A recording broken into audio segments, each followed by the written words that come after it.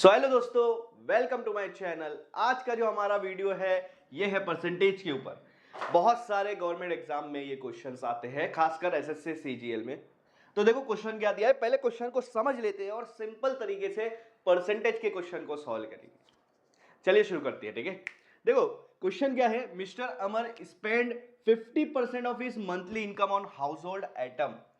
अब आपको एक मान लेना है, इनकी monthly income, monthly income x rupees है। मान लो ये एक्स रुपीज कमाते हैं, एक अमाउंट कमाते हैं, उस अमाउंट का हमारे को पता नहीं है तो हम लिखेंगे एक्स रुपीज। उसमें से 50% घर में यूज कर देते हैं हाउस होल्ड आइटम के लिए, तो आधी जो पेमेंट है वो हाउस होल्ड आइटम में खर्चा कर देते हैं। तो बची कितनी? 50%। जो बची 50% है, बची जो 50% है, इसको ये आपका, अब इसके बारे में आगे बात करेंगे। आधी पेमेंट जो है वो कहां पे खर्चा हो जा रही है? हाउस होल्ड आइटम के लिए। अब बची आधी पेमेंट जिसको हम 50% कहेंगे। 50% किसका? मंथली इनकम का, ठीक है। हाँ, तो मान लो आपकी इसकी 50% कुछ अमाउंट बची है, वो अमाउंट को आपने कुछ भी मान लिया है, ठीक है। उस अमाउंट को अब टोटल मानना है, क्योंकि उस अमाउंट के बारे में हम बात करें तो अब उस अमाउंट की ही बात करेंगे, तो उस अमाउंट को मान लेंगे 100%।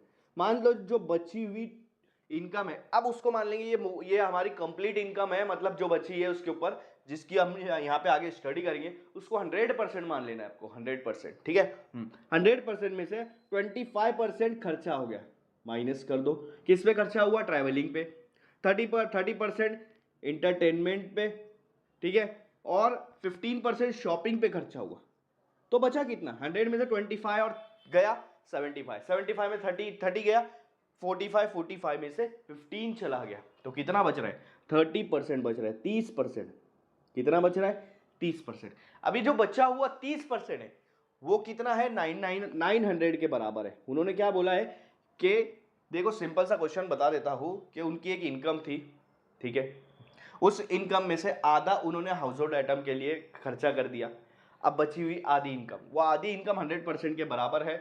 उसमें से 25% ट्रैवलिंग में खर्चा हो रही, 30% इंटरटेनमेंट में, 15% शॉपिंग में खर्चा हो रही है, ठीक है, उसमें से भी खर्चा हो रहा है। तो बचा 30%। ये 30% उन्होंने सेव किया और ये 30% 900 के बराबर है। किसके बराबर है? 900 के बराबर। इसको कैसे सॉल्व किया जाता है? अगर 30% 900 के बराबर है तो 100% किसके बराबर होगा वो नहीं पता, तो यहाँ y लिख दो, यहाँ पे y लिख दो। इसको क्रॉस मल्टीप्लाई कर दो। देखो y को 30 से मल्टीप्लाई कर देंगे, 900 को 100 से मल्टीप्लाई कर देंगे, ठीक है। 900 को 100 से मल्टीप्लाई कर देंगे, ये 30 इधर लाके डिवाइड कर दो,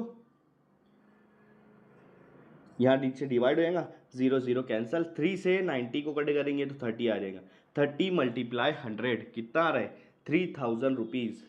मतलब 3000 रुपया क्या है? मंथली इनकम नहीं है, 3000 रुपया वो बचा हुआ पैसा था। आधा खर्चा करने के बाद जो बच गया था वो 3000 रुपया है। इसका मतलब आधी पेमेंट कितनी है? 3000। तो पूरी पेमेंट कितनी रुपीज होंगी? इसका डबल, 6000। तो 6000 रुपया आपकी इसकी मंथली इनकम यहाँ पे फाइंड आउट हो गई। आपको ए ऑप्शन में यहाँ पे करेक्ट कर देना है कि उसकी मंथली इनकम कितनी थी? 6000 थी, जिसमें 3000 रुपया उन्होंने पहले ही घर में खर्चा कर दिया था, बचा हुआ 3000 में से बाकी खर्चा किया था और 900 बच गया था। तो ये आपका यहाँ पे पहला क्वेश्चन सॉल्व हो गया है। सो ये देखो आपका सेकंड क्वेश्चन परसेंटेज के ऊपर। क्वेश्चन पहले समझ लेंगे उसके बाद सॉल्व करेंगे। यहाँ पर बोला इनर टेस्ट, एक टेस्ट है जिसमें टोटल 80 क्वेश्चन है, ठीक है। अब यहाँ पर सारे क्वेश्चन 1 1 मार्क्स के, 80 क्वेश्चन है 1 1 मार्क्स के, तो टोटल कितने कितने का आंसर मार्क्स हो जाएंगे? टोटल 80 मार्क्स हो जाएगा, ठीक है। टोटल 80 क्वेश्चन 80 मार्क्स के हो जाएंगे, ओके, 80 मार्क्स। अब यहां पर बोला है अंकिता ने 65% ऑफ फर्स्ट क्वेश्चन, मतलब पहले 40 क्वेश्चन का 65%, 65% आंसर सही दिया, ठीक है, 35 गलत दिया, ठीक है। अब क्या हो रहा है कि उनको कितना परसेंट आंसर सही देना पड़ेगा ताकि उनका परसेंटेज 80% आए। बाकी बचा हुआ जो 40 क्वेश्चन है उसमें कितना परसेंट आंसर सही करना पड़ेगा ताकि उनका टोटल 80% आए, ठीक है। सबसे पहले टोटल मार्क्स कितनी? 80 मार्क्स। अगर 80 मार्क्स का 80% निकालना है, उसको 80% चाहिए ना, तो कितने कितने क्वेश्चन सही करना पड़ेगा? या 80 क्वेश्चन का 80% निकालना है तो कितने क्वेश्चन सही करना पड़ेगा? देखो 80 को 80 से मल्टीप्लाई कर दो, 80% से। 80 क्या है, मार्क्स है, 80% निकालना है, 80 मार्क्स में से 80% लाना है, तो कितना क्वेश्चन सही करना पड़ेगा, 80 को 80% से मल्टीप्लाई कर दो। परसेंटेज हटाने के लिए नीचे 100 लाते हैं, ठीक है, दोनों जीरो कट कर दो, 8 8 जा 64, मतलब उसको 64 क्वेश्चन करेक्ट होना चाहिए, टोटल 64 क्वेश्चन करेक्ट आना चाहिए, तब जाके उसको 80% मार्क्स मिलेगी। अब पहले 40 क्वेश्चन में, पहले 40 क्वेश्चन में उन्होंने 65% क्वेश्चन सही किया, पहले 40 क्वेश्चन में 65% क्वेश्चन सही किया, ठीक है। तो देख लेते हैं 65% कितना होता है, 40 का 40 का 65%, परसेंट का हटाने के लिए 100 लगाते, ठीक है, 0 0 कैंसर। 65 को 4 से मल्टीप्लाई करो, सिंपल, 65 को अगर 4 से मल्टीप्लाई करेंगे, 65 को 2 बार डबल कर दो, 65 का डबल हो जाएगा 130, उसका डबल हो जाएगा 260, तो 260 ऊपर, नीचे 10, 0 0 कैंसिल हो जाएगा 26।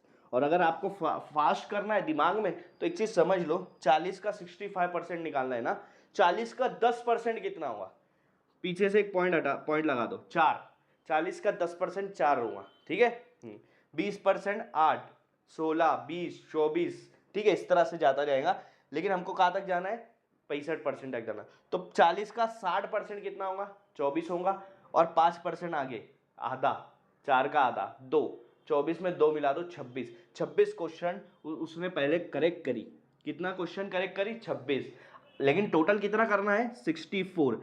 अब 64 में से 26 माइनस करो आप, तो तुमको मिलेगा 38, मतलब उसको 40 बचे हुए क्वेश्चन में से 38 क्वेश्चन सही करना पड़ेगा, तब जाके उसको 80 मार्क्स मिलेंगी, ठीक है। तो परसेंटेज निकालने बोला है, कितना परसेंट मार्क्स हमको, कितना परसेंट उसको सही करना पड़ेगा, तो कितना क्वेश्चन उसको सही करना है 40 में से, 38, और टोटल कितने में से करना है, 40, और 100 से मल्टीप्लाई कर दो, जितना क्वेश्चन उसको करेक्ट करना है ऊपर लिखो, जितने में से करना है उसको नीचे लिखो, और 100 से मल्टीप्लाई कर दो। ये दोनों को कट करोगे तो यहाँ पर आ जाएगा 19 और नीचे आ जाएगा 20, 19 और 20। अब क्या करूँगा, देखो मैं क्या करूँगा, 19/20 आ रहा है और इधर 100 आ रहा है, ठीक है, इसको अगर मैं 100 बना दिया तो कैसे बनाऊंगा, 20 को 5 से मल्टीप्लाई करें तो 100 हो जाएगा, अगर नीचे 5 से कर रहे तो ऊपर भी 5 से करना पड़ेगा, 19 को 5 से करेंगे 95 हो जाएगा, देखो 100 100 कैंसिल, तो 95% मार्क्स उसको सही आना चाहिए। बचे हुए 40 क्वेश्चन में 95% मार्क्स सही आएगा, तब जाके उसको टोटल 80% मिलेगा। तो इसका आंसर क्या है, आंसर है 95% मार्क्स सही आना चाहिए।